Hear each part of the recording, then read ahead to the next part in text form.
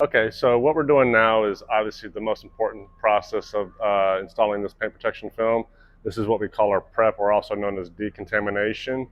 What we're going to do is what we're spraying on this vehicle is it's a product that's actually going to extract all the oils, dirt, compound, polishes. Basically, the objective is to work with the bare surface. So anything that was already added on here, we're stripping everything down so we have a bare, clean surface to work with, okay?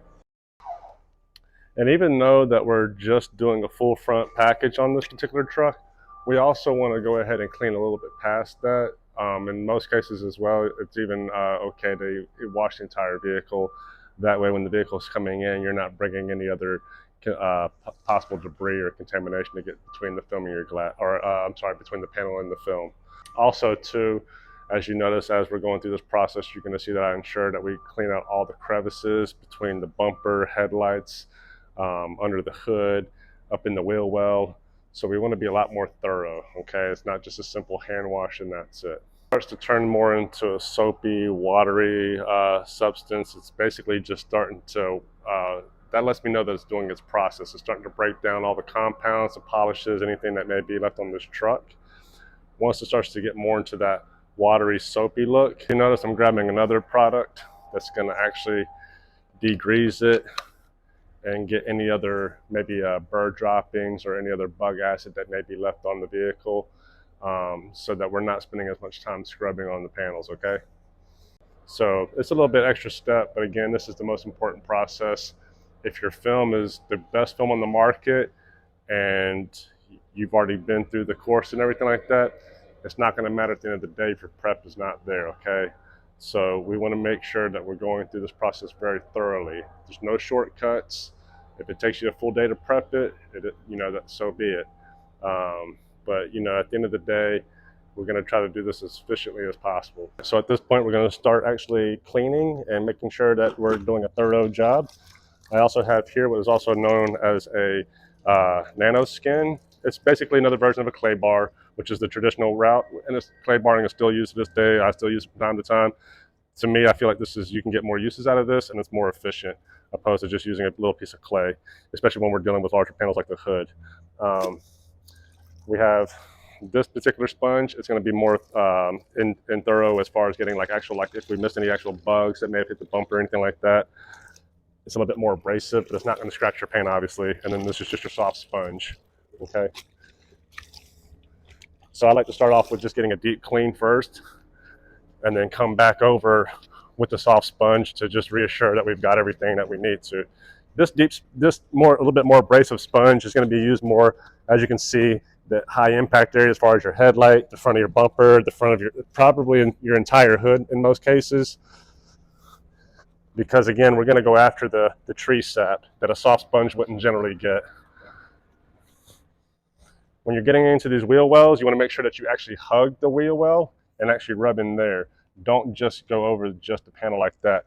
And also too, when you're doing that, make sure that that's the last thing that you do, so you're not grabbing this and then coming back into your paint and obviously scratching your paint. So I'll generally do that towards the end, okay?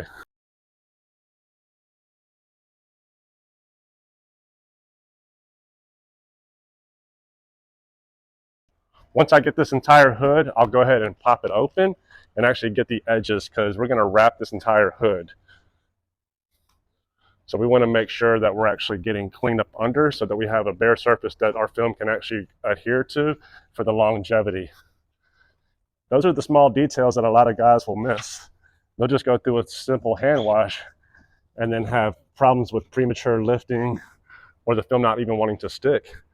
And then they don't understand why, and it's because they didn't do as thorough as a job in preparing the vehicle for applying the paint protection film.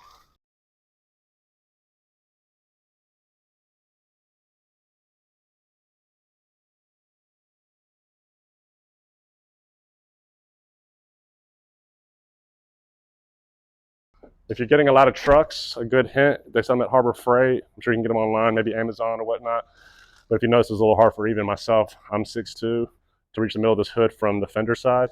So they make these wheel guards where it's actually a step. They go over the tire, and it's actually a step on the face of the tire to allow you to access even further, or you can get your step ladders. So there are solutions to doing that. Okay, now that I've thoroughly gotten everything, I'm going to come back with the soft sponge.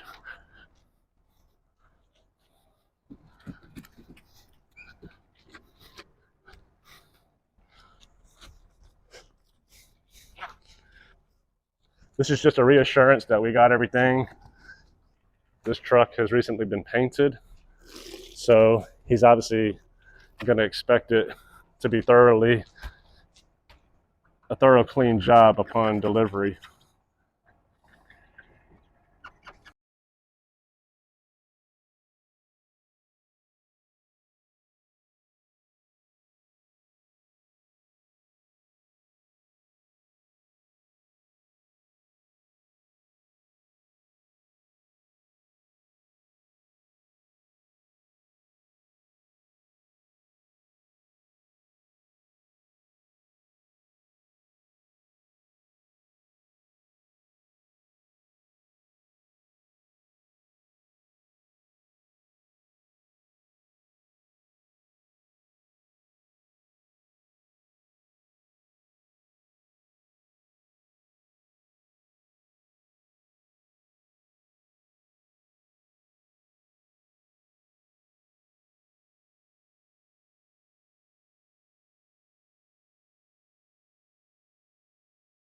Important to get to really spray into these crevices where the bumper meets the fender, within the headlight.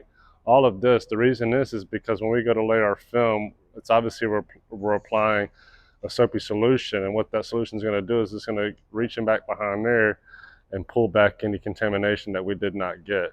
So obviously it's going to bring it into our pattern. So anytime that you're cleaning and deconning the vehicle, you want to make sure that you're really flushing everything under the grill, under your headlights, where the bumper meets the fender. It's okay to pop the hood. This being full electric, I obviously don't want to get a bunch of water under here, so I'm going to leave the hood shut for now. But when I do the installation process, I'll actually go ahead behind and clean my edges with just 99% alcohol. So I'm really going ahead and thoroughly get that done. If this truck was maybe like a 2019, a little bit older, 21 or 22, then I'd probably be more prone to actually hitting it a little bit. But this truck being brand new, it doesn't have that many miles on it. So we'll be safe. I think we'll be safe. I've already inspected it to go ahead and just use alcohol and just really prep the underneath of that edge before we go ahead and apply our film to wrap our edges. But other than that, that's pretty much it. Now we'll just go ahead and blow dry it off and get ready to do our install.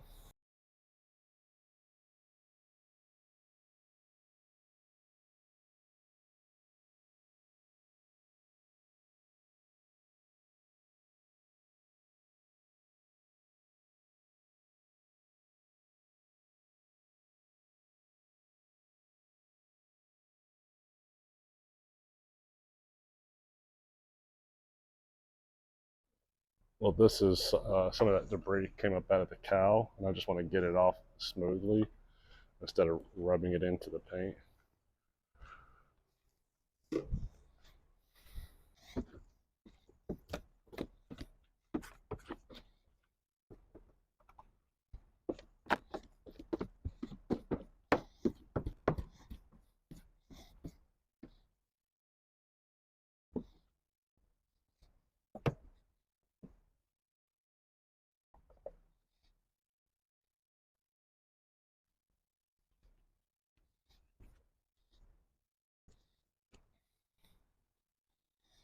After you fully deconned it and you've gone through every measure that you can possible to get everything off the vehicle, and you still notice that there's maybe something that's just embedded into the paint, any defects in the paint as far as water, like as far as runs from the clear.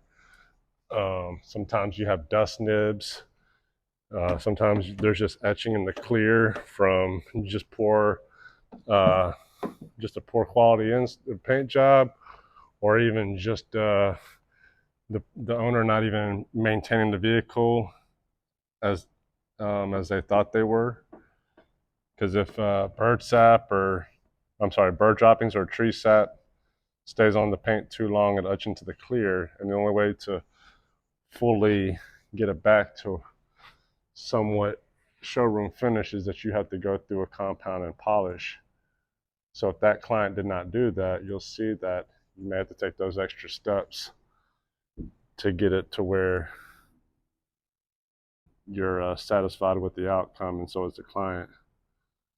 But here we're having something's here on the hood and it's being stubborn. So in cases like this, it's not a bad idea to use what we call different solvents. So one of them is called Acrysolve. You can get that off of Amazon. It's a really good product. It's not as aggressive as most of your adhesive removers or any type of thing that's going to actually help remove any imperfections. So it's not guaranteed to work on everything, but the reason why I like it is that it's not as aggressive to where you're not going to have any issues as you potentially could with something like Goo Gone. Goo Gone will work, but you have to use it in low moderation and really keep an eye on it because it can damage paint. I've done it years ago. I know they have softer formulas, but at the end of the day, Acrysolve has been some of the best stuff that I've used for situations like this. But like I said, it's not always guaranteed. Sometimes you just have to take the extra step of actually polishing stuff out. This is the Acrysolvent that I'm speaking about that you can get off of Amazon. This works good with prepping edges as well. And then also if you have something like a hair that's actually stuck to the film and you need to release it, you put a little bit of this on your finger, you rub that, it'll come right off the film. Okay, you got to move quick though, because if you don't, you'll burn the adhesive up. So let's see if we can use some of this Acrysolvent and get this little black stuff off the hood. If not, we may have to try to clay bar it. And keep in mind, whenever you're installing this film, remember, most PPF film out there is between 7 to 8 mils thick. So when you have these minor imperfections in the paint, the PPF is going to really, really highlight it and make it seem a lot bigger than what it is. So the customer, it might be one of those things where the customer didn't see it went away, where the customer didn't see simply because there was not a lot of depth to it. There wasn't anything to really bring it to their attention. But then when you put a film on there that's thicker, it's going to highlight it more. So now they do see it. So if it's something that won't go away or something you know is going to be a problem, make sure you bring that to the client's attention. A lot of times what I like to do is take a piece of tape and put it right there by it. So when you snap a photo and you send it to them, they know what they're looking for. They know what they're looking at too.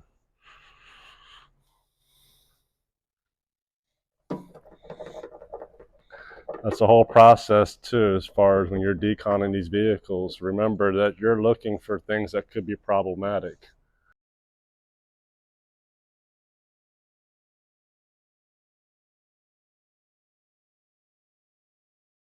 See, we just released that. Let's see if we can get this guy out. It looks like a imperfection in the clear coat, to be honest.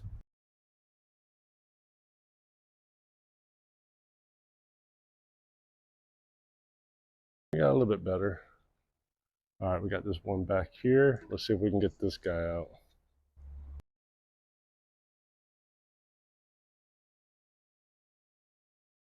You can use your fingernail. That way it's a little abrasive, but you're not scratching up the clear coat. And there you go. So what this product is doing is it's releasing it from the actual paint, if that makes sense. It's actually working as a solvent, okay? Any of your solvents are actually always going to release and pull everything. It's going to release it from whatever it's adhered to. So remember that in your future installs if you're having any issues. The Master Blaster that you saw me using, you can get that off of Amazon. There's a few sites too. Some local distributors do sell them. I don't recommend using it on the entire car, obviously, because how small it is. It gets the job done, but I like to just blow out the crevices, bumper, things of that nature. Your larger panels like your hood, your doors, your roof, you can actually use like an actual traditional leaf blower, okay? The reason why you want to go that route is because if you're using towels, which are not, it's not wrong to use microfiber towels, but you're increasing the risk of actually putting surface scratches on the paint. Yes, the PPF will hide a lot of that, if not all of it, but at the end of the day, you're still aiming to have the best outcome possible. So you want this film to really pop and to really shine and really grab the client's attention and let it know that it actually enhances the paint. Then the best thing I can advise is to do it with the leaf blower and a master blaster.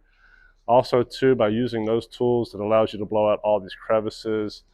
Obviously, like if you were to keep this mirror on, you would blow all of this out. This channel would all be blown out, okay? Everything under your window seals, all of this would get blown out, so that if you're doing a full door, all of this is just going to fall back in if it's not prepped thoroughly and dried out underneath, okay? If I were to just take a microfiber, I'm just wiping on top of that. Everything else underneath is still wet. So by the time I go to apply film and I apply pressure, everything's going to start running down into my panel, okay? So that's a key reason why you want to air things out. If you have compressed air, air it out if if you have that. So, but to have the best results and the least risk as far as getting contamination into your film is by blowing everything out, okay?